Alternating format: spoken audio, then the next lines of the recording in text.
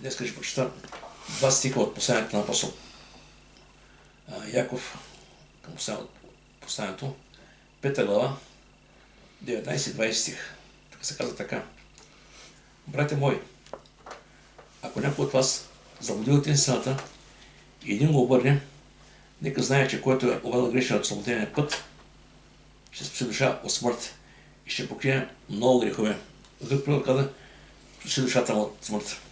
Така нещо Словото Божие казва, че темата ми днес е християнинът или вярващият между истината и заблудата. Тук Словото Божие казва, ако някой заблуди от истината, значи има такава възможност, такава вероятност. И наистина трябва да знаем наистина, че както живейки на тази земя, с радост приемем благата вест, но понякога идват заблуди, идват изречения и ние трябва да бъдем наистина наясно, че християнският живот върви между истината и заблудата. И те ще бъдат видени пред нас. И наистина трябва да различаваме кое е истина и кое е заблуда. И Словото Божие наистина за това е дадено, да чрез него да разграничаваме, като се говори, дали това, което се говори е от истината, дали е от заблудата. Защото ще видим, че Словото Божие казва, че и по църква ще има лъжеучение, ще има заблуди, и сами се предупреждаваш за това, което ще се случи. Те по самия времена стават за теска, наистина да бъдем така внимателни в това, което Господ ни каза. Ако някой от вас заблуди от истината. Сега идва въпросът кой или какво е истината, защото ще кажа, защо в този свят сега хората, които не познават Бога, си имат своя истина. Казват, я шпи, но си на дрехи, това е истината. Живее живота, това е друг живот няма. Това е тяхната истина. Обаче идвайки при Бога, ние имаме друга истина. Истината е Господ Исус Христос. И въпреки, че знаем истината, и въпреки това Словото ни предупреждава, внимавайте да я заблудите от истината. Отново предупреждение има сега. В Йоан 14 се казва така: аз съм пътят, аз съм истината, аз съм и живота и никой не дохожда при Отца, освен чрез мене. Тук е Словото Божие, казва, че истината за нас е в една личност, в Исус Христос. Когато че в Словото Божие разбирам, че човек сам по себе си е Божие създание. Бог знае човека по своя образ и подобие. Наистина това е много хубаво. И Словото Божие казва, че когато Бог погледна на цялото творение, беше твърде добро. Но когато Адам се грешиха, те се отделиха от Бога. И тогава Бог даде закона, чрез Моисей, виждаме по-късно, дойде Христос на тази земя, Божия син, който обреза греха на целия свят, за да може наистина ние отново да възстановим нашите ръчения с Бога. В Йоан 17 казва така: а това е вечен живот, да познае тебе, единният истинен Бог и всеки след който си изпратил. Вечността е свързана отново с Христос. И сега, какво се казва истината? Когато си проповядаш Словото Божие, ходиш от град на град, от сел на сел, всеки имаше около него много хора. Тези хора имаха възможността да чуят истината от първо лице. Защото този, който им говори, че това беше нашия Господ Христос. И тук наистина хората идваха при него, някои го укоряваха, и що иде били си грешни, други идваха при него с вяра и се спасяваха. Но така е, че Исус им казва прав текст: ако пребъдете в моето учение, наистина сте мои ученици и ще познаете истината, и истината ще ви направи свободни. Някой ще каже, чакайте, идете как го чакайте, и си рано по този, за каква свобода говориш. Исус говореше за друга свобода, свободата в духа. И Словото Божие казва, че всеки, който върши грях, е слуга на греха. И после казва така: проче, ако Синът те освободи, ще бъдете наистина свободни. И сега идва въпросът: свободни от какво? Някой ще нас наистина, от какво се освобождавам, какво става с мене. Словото Божие ясно не говори, че човек след Адам и Ева, всички хора са грешни пред Бога. Всеки един човек. Словото Божие казва, поне са грешни пред Господа и никой не служава се поставя пред Бога. Това е Римляни 3:23. Обаче, идейки при Бога, приема Христос, вече Словото Божие казва, че някои бяха Бог даде право се нарекат Божии чеда. Вече не сме свободни от робството на греха, били сме слуги на греха, вече сме свободни от дявола и от неговата власт в живота, ако е така. И сега искам малко да кажа заблудата и истината. В основата на всичко стои лукавия, разберете ме. Заблудата и истината. В основата на заблудата. Защото има целта на лукавия да върне човека отново там, където е бил в този свят. Помните как ти при Ева. Отиде си маса Словото Божие и го изопачим. Ама така ли каза Бог, така ли каза Бог? И накрая виждаме, след разговора, който има с Ева беше под власт на манипулациите и се греши. Така после се греши Адам и после цялото човечество изпадна в грях. И днес хората се грешават именно по същия начин. подават на изкушенията и наистина някой ще казва, аз после че Адам се греши, но реално ти си вярно за това, но всеки си потомък на Адам и Ева, ти си грешник и живееш в грех. Единствено спасението е човек да повярва в Господа. Самия апостол Павел Римляни 7 каза така: говори като книжник, фарисеи, сама си знам кое е добро, обаче плътта ми не ме слуша. И винаги знам кое да върши добро, ама плътта изправя върши зло. Каза, окай наш човека, кой може да бъде от тялото от тази смърт? И после продължава така: благодаря на Бога, има избавление чрез нашия Господ Христос, има спасение. И сега, заблудата от истината, сега, откъде да заблудата? Преди като говоря за дявола, не си мисли, че той е един едър рога да битка с черна пелерина, с две рога и така обикаля. Не е така, вижте.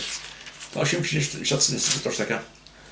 Словото Божие казва така: бъдете трезвени и будни. Значи тук не говори за пиянство, тук говори за ясно осъзнаваме времето, в което живеем, че има Бог, че има и дявол. Сега не много често говорим само за Бога, дявол почти не го споменаваме. Но това, че не го споменаваме, това нещо не съществува. Той е жив и той е реален и наистина, и той не почува. За сметка на нас, ние правим да се почуваме от...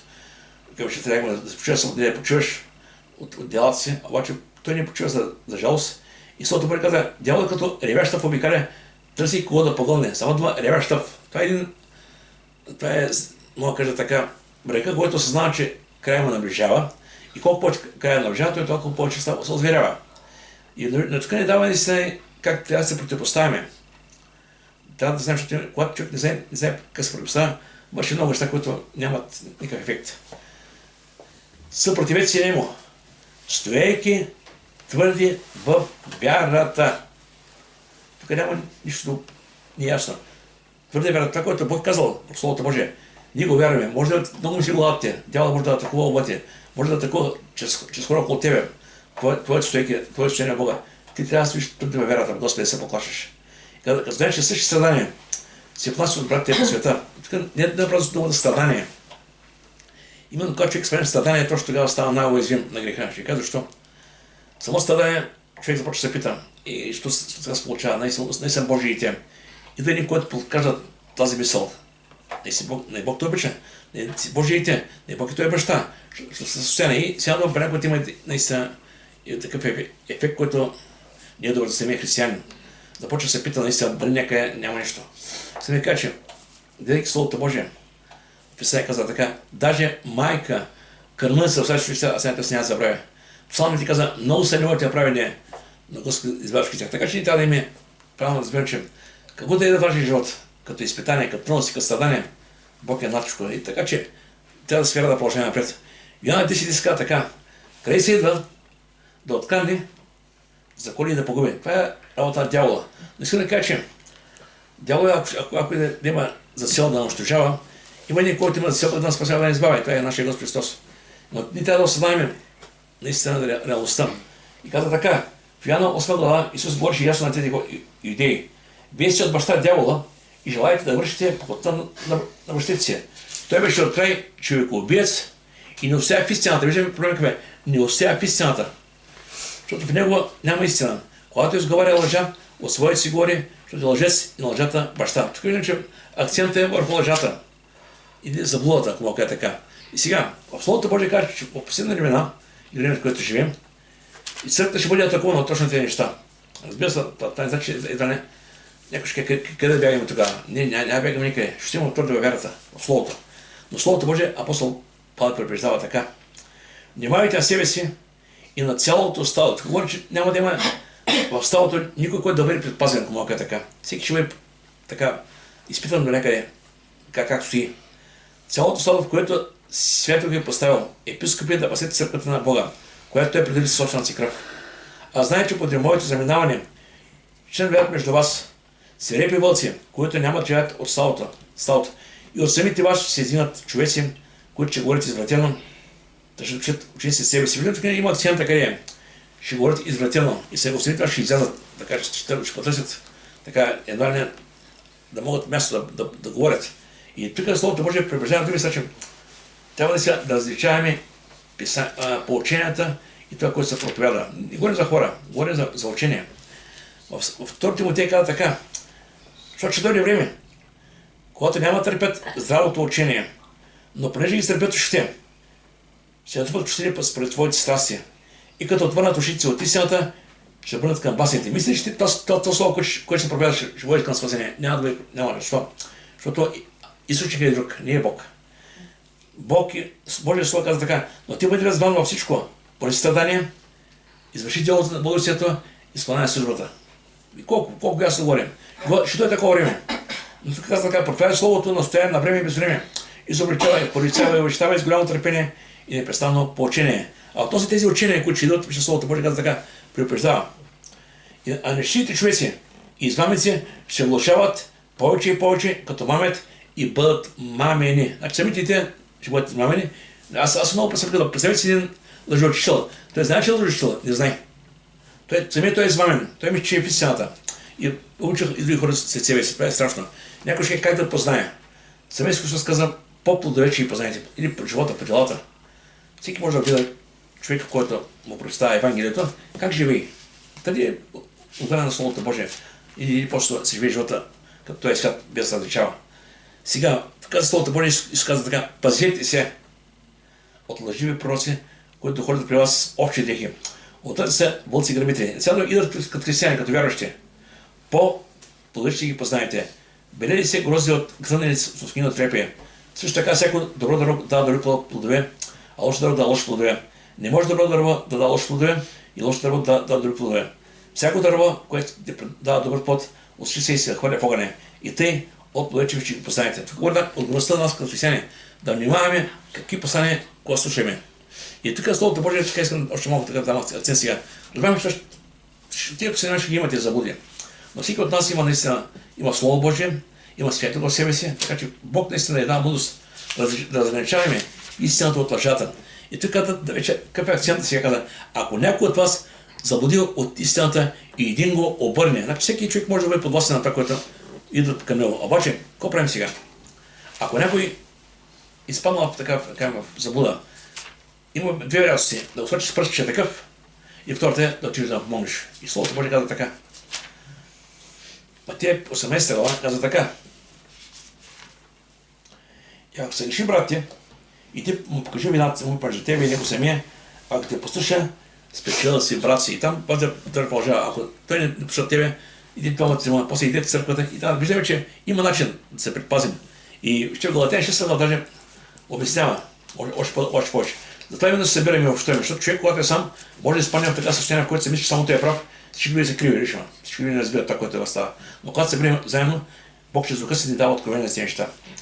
Братя, даже ако падне някой човек, някой прегрешение, вие духовните, поправяйте такъв с плотик дух, но на всеки го казвам, пази себе си, да не би да бъдеш изкушен. Той каза, пази себе си. Така всеки може да бъде в това състояние, което е спал някой днес.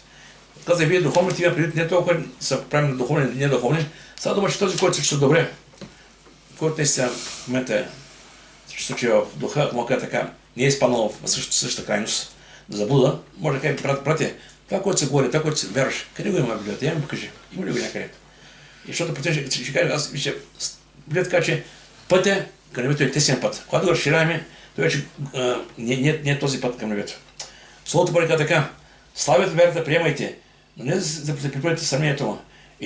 Един вяр, че може да е всичко да един, който слава вярата и слава да реши. И така, да тук Словото Божие казва, наистина се приеме един от други. И още 15 глава. Апостол Павел ще наблегна на тези неща и пише до всяка една църква, защото това е въпрос, който касае всички. Впрочем, ние силно сме длъжни да носим немощите, по-слабите и да не окажем над себе си. Всеки от нас да окаждава на виждане си, цел да това, което е добро, за назиданието му. Само дума назидание, това значи за изграждането му. И нещо, което може, апостол Павел каза, пази себе си, да не би ти да бъдеш изкушен. Значи никой не е страхуван.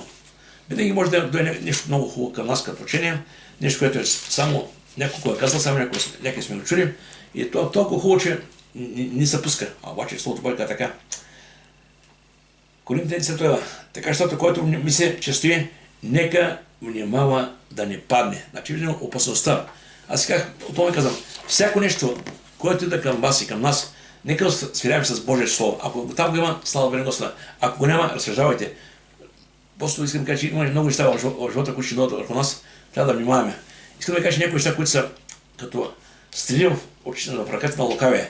Съмнението, неверието, самонадеяността, гордостта, заблудите, изкушенията, всяко от тези неща са като бъдеца в ръката на риболовеца, както и като лък в стрела в ръката на ловеца. Така че тази неща, които идват срещу нас, гордостта, завистта, самонадеяността, че ние сме най-правите, други не разбират. Разбират, това са страшни неща. Словото Божие каза да се смиряваме. Помните, когато учениците бяха заедно събрани, и тогава Исус им каза, сега отиваме в Иерусалим, там ще бъде бит, предаден и така нататък. И тогава те почнаха да се рушкат. Сега кой ще бъде пръв между нас, кой ще бъде, това не, ще заминава, кой ще бъде след това. И тогава Исус събраха шрата ги, Каровина ги пита, сега, за какво са припривахте там грехте? Те мълчаха, бяха гузни. И той каза така, който иска да бъде пръв между вас, ще бъде всички посеян и всички слуга. Значи много важно, този, който проповяда, този, който води, този, който е лидер, да има сърце на слуга. Това е много важно. Има ли господарство? Исус семейството ни господаруваше. Той ти уми краката на апостолите и каза, това правите за мен. И да може наистина сърцето да има смирение пред Бога. Сега, тук словото Божие, който обърне грешника от заблуден път, ще спаси душата му от смърт. Виждам колко е наистина важно това нещо. Тук не става дума за този, който е помъл, става дума за човек, който е погива. И наистина, говори ясно, че всеки от нас има, може би, около себе си хора, с които се общува, с които всеки може да сменим това състояние. И въпросът е не да го оставяме, но въпросът е наистина да помогнем, да възвърнем, да бъде възстановен. Ще кажа, защо? Никой от нас не може да се бори с дявола. Сега много пъти те взимат го, вършат го, тръпчат го под масата, но в Словото Божие има послание в Иуда, каза така, когато се бориха за Моисея, се дарище с тялото, тогава Архангел каза, Господ да свъмли към дявола. Така че тези учения, че трябва да върнем дявола, да го карем под масата и той ще не остави, ще се мине, това не е правилно. Правилно е, когато седнем Господа, когато сме в ръката на Господа, не се подаваме на изкушенията. Словото Божие каза, човек пази себе си и лукавие не се докосва до него. Сега, но каза така, ще спасим душата му от смърт. Тук я се говори за заблуден или изгубил пътя. Значи, тук говорим за хора, които са във вярата, които са тръгнали след Господа, но така не че в нищо не стана техния живот. Дощо е някакво нещо, не мога представя като преживяване или като слово, което ги отделя. И кога се явище.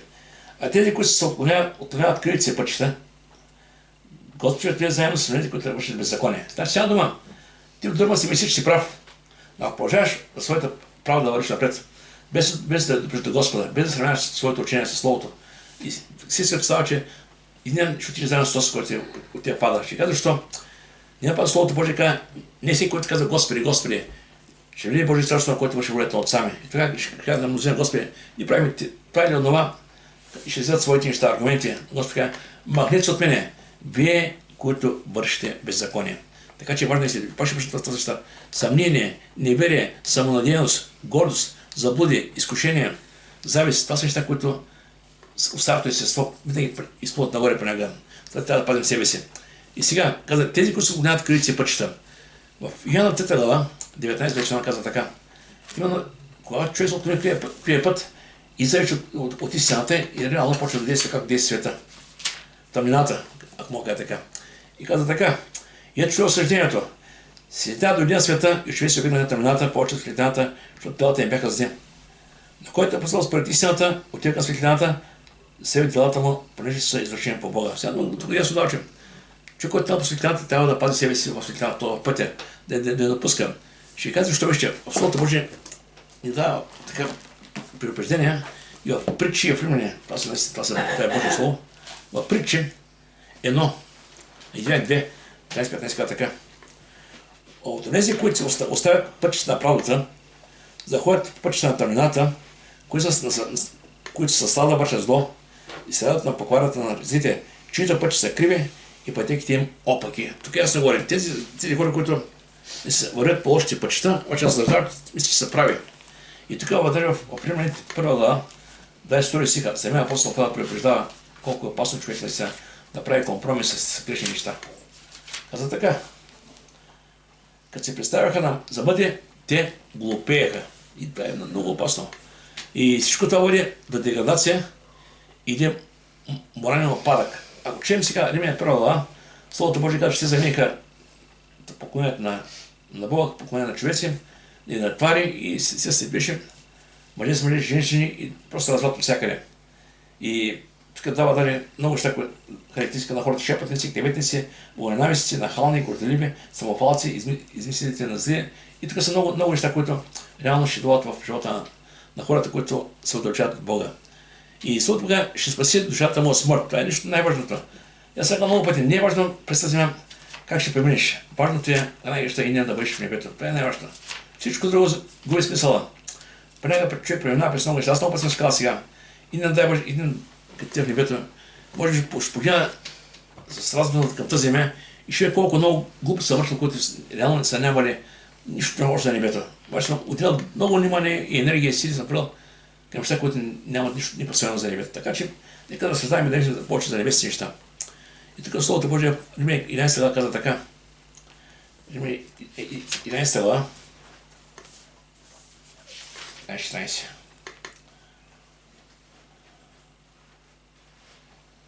На вас, които бяхте езичници, казвам, че понеже аз съм апостол на езичници, аз славя своята служба, да по някакъв начин да възбудя към ревност тези, които са моя път, за да спася някой от тях. Самия апостол Павел после обяснява други се казва: със слабия станах слаб, законник станах законник, с този, който със всеки не става като него, прави така, смирява себе си, да може да участва и той в спасението. И това е точно трудният момент, в който всеки от нас трябва понякога да смени себе си, гордостта си, себелюбието си, за целта да може хората, които са по нас, да разбират, че има спасение, че вече е живот. И тук апостол Павел каза така: защото съм прилично свободен от всички човеци, аз заробих себе си на всички, за да придобия мнозина. Целта да придобия хората около нас. Но идеите станах като идеен. Да придобия идеите на тези, които са под закон, станах като под закон. На тези, които нямат закон, станах като нямат закон. На слабите станах слаб, да придобия слабите. На всички станах всичко, да по всяка начин спасение от сината. Всичко това върша заради благовестието, за да се участвам и аз в него. Самия апостол Павел правя много пъти компромис с себе си, със своята правда малката, да може хората, които са около него, да разберат истината. И важно за нас, как искам да съвърши с двата стиха като апел, да ни представяме, да следваме Словото Божие, това, което Бог ни казва. Защото понякога, знаете какво става? Понякога Словото Божие се започава, казват, времето, в което живеем, вече наистина съвсем друго, ще се променя, едва не трябва да промени Словото Божие. Ама ще кажа, че този, който се променя, не е Словото, не е Бог, трябва да се променят хората. И тук Словото Божие казва така: внимавай на себе си и на поучението си, постоянно се в това, защото като правиш това, ще спасиш себе си и слушателите си. Слава да бъде на Господа, нека Бог да благослови. Си да кажа, че спасението идва само от Словото Божие. Всичко друго, което се говори на тази земя, може да е много красиви приказки. Ако липсва Божие Слово там, ако няма наистина думите Бога, които са там, всичко е фалш. Само Слово казва: цялото писание е благодатно и полезно за поука, за изобучение, за поправяне, за наставление в правата, за да бъде Божий човек усъвършенстван, съвършено приготвен за всяко добро дело. Слава да бъде на Господа, нека Бог да благослови. Слава.